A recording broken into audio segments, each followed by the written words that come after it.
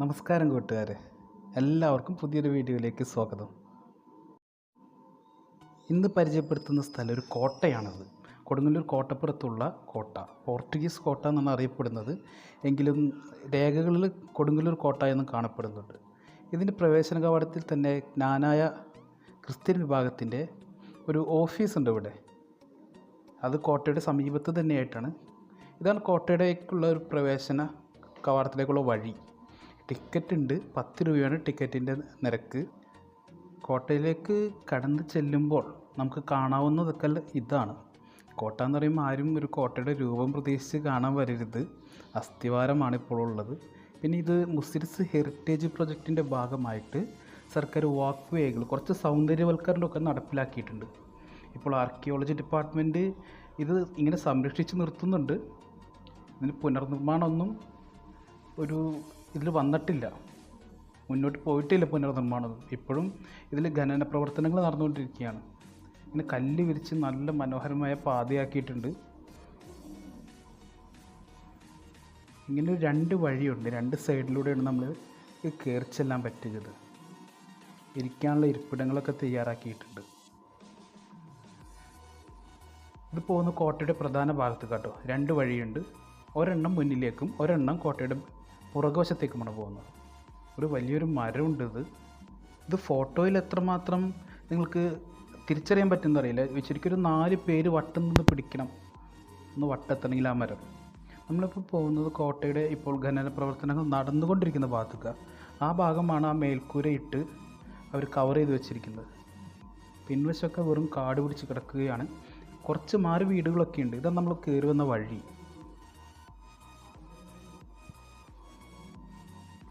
നമുക്കൊന്ന് മുന്നോട്ട് പോയി നോക്കാം.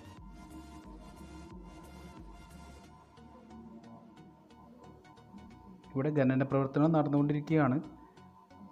ഇപ്പോൾ ലോക്ക്ഡൗണൊക്കെ ആയതിൻ്റെ പേരിലായിരിക്കണം ഇപ്പോൾ അതിൻ്റെ ഓഫീസേഴ്സ് ആരുമില്ല. ഇത് ഇറങ്ങിച്ചെല്ലാനുള്ള പടികളെ താഴ്ത്തു. ഇതാണ് നമ്മൾ ഇറങ്ങി വന്ന പടിയാണ് കേട്ടോ. ഇതൊരു തുരങ്കപാതയാണിത്. തുരങ്കപാതയിലോട്ടുള്ള വഴിയായിരുന്നു, പക്ഷെ അതൊക്കെ ഒരു മൂടിക്കിടക്കുകയാണ് ഇപ്പോൾ. പിന്നെ ഗൺ പൗഡറൊക്കെ സൂക്ഷിച്ചിരുന്നു എന്നും പറയപ്പെടുന്നുണ്ട്. ഇത് അസ്ഥിവാരം മാത്രമേ ഉള്ളൂ, നിങ്ങളെ പരിചയപ്പെടുത്തുക എന്നൊരു ഉദ്ദേശം മാത്രമേ ഇതിൻ്റെ അകത്തുള്ളൂ. ഇനി നമ്മൾ പോകാൻ പോകുന്നത് ഖനന പ്രവർത്തനം നടന്നുകൊണ്ടിരിക്കലേ ഒരു മനുഷ്യൻ്റെ അസ്ഥി കിട്ടിയിരുന്നു. ആ അസ്ഥി വളരെ നല്ല രീതിയിൽ തന്നെ ഇവർ സൂക്ഷിച്ച് വെച്ചിട്ടുണ്ട്. അത് എങ്ങനെയാണെന്ന് വെച്ചാൽ ഒരു ബോക്സിലാക്കിയിട്ടാണ് വെച്ചിരിക്കുന്നത്, ഒരു പെട്ടിയിലാക്കിയിട്ട് വെച്ചിരിക്കുന്നത്. അത് ബ്രിട്ടീഷുകാരൻ്റെ ആവാം, പോർട്ടുഗീസുകാരൻ്റെ ആവാം, ഡച്ചുകാരൻ്റെ ആവാം, ഒന്നും ഉറപ്പില്ല. ഇപ്പോൾ ഇതിൽ വന്നിരിക്കുന്ന നിഗമനം എന്ന് വെച്ച് കഴിഞ്ഞാൽ തുടയിൽ പൊട്ടിയിട്ടുണ്ട്. അപ്പോൾ ഈ യുദ്ധത്തിൽ പരിക്കേറ്റ് മരിച്ച ഒരു വ്യക്തിയുടെ മൃതദേഹം കോട്ടയിൽ തന്നെ ഖബറടക്കിയതാവാം എന്നാണ് ഇപ്പോൾ എത്തിയിരിക്കുന്ന ഒരു അനുമാനം. നമുക്ക് അവസാനമായി അറിയാൻ സാധിച്ചത് അങ്ങനെയാണ്. എല്ലുകളൊക്കെ ഒരു പൊടിഞ്ഞ അവസ്ഥയിലാണ്. വർഷം ഇത്രയായി, എന്നിട്ടും എല്ലുകൾ നിലനിൽക്കുന്നു. അതുതന്നെ ഒരു അത്ഭുതമാണ്. ഈ കാണുന്ന പല്ലാണ് കേട്ടോ, ചെറിയൊരു ഇതുകൊണ്ട് പല്ലാണത്. അത് ചിലപ്പോൾ ഈ അസ്ഥികൂടത്തിൻ്റെ ഉടമസ്ഥൻ്റെ തന്നെ ആവാം. ആളുകൾ ആദ്യം ഈ പടവിലൊക്കെ കയറി നടക്കുമായിരുന്നു, വലിയൊരു ശ്രദ്ധയൊന്നും ഉണ്ടായിരുന്നില്ല. ഇപ്പോഴാണ് ശ്രദ്ധിച്ച് ഇതൊക്കെ സംരക്ഷിച്ച് തുടങ്ങിയത് ഇപ്പോഴാണ്. ഇനി നമുക്ക് ഫ്രണ്ട് ഏരിയയിലേക്ക് പോകാം.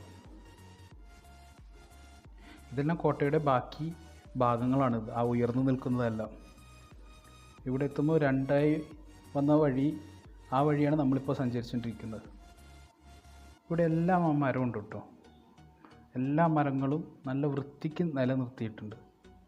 അതിലെല്ലാം നമുക്ക് ആർക്കിയോളജി ഡിപ്പാർട്ട്മെൻറ്റിനെ അഭിനന്ദിച്ചേ മതിയാവും. ഇരിക്കാനുള്ള ഇരിപ്പിടമായാലും. ഇത് കോട്ടയുടെ ഫ്രണ്ടേജ് ഏരിയ കേട്ടോ. ഇത് 1503 പോർട്ടുഗീസുകാർ പണിയുന്നത്. 1498 വാസ്കോഡ് ഗാമ കാപ്പാട് കപ്പലിറങ്ങുന്നത്. ഇതൊരു കൊടിമരത്തിൻ്റെ ബാക്കി പത്രം കേട്ടോ. അതാ വിറക് കഷ്ണം മാത്രമായിട്ടുള്ളൂ ഇപ്പോൾ. എന്നാലും അത് നിലനിർത്തിയിട്ടുണ്ട്. നമ്മൾ നേരത്തെ ഇറങ്ങി വന്ന തുരങ്കം പാത കാണിച്ചില്ലേ, ആ ഭാഗമാണിത്. അതിൻ്റെ ഫ്രണ്ട് വ്യൂ ആണിത്. ഇപ്പം നിങ്ങൾക്ക് ഏകദേശം ഒരു ഊഹം കിട്ടിയിട്ടുണ്ടാവും. ആളുകൾ കൂടുതലിപ്പോൾ സമയം ചിലവഴിക്കാനാണ് വരുന്നത്, പിന്നെ ചരിത്രാന്വേഷികളും വരുന്നത്. ഇതൊരു ജോയിൻ്റാണിത്, കരിങ്കല്ലിൻ്റെ പാളി ജോയിൻറ്റ് ചെയ്തിരിക്കുന്ന ഭാഗമാണ് നിങ്ങൾ നേരത്തെ കണ്ടത്.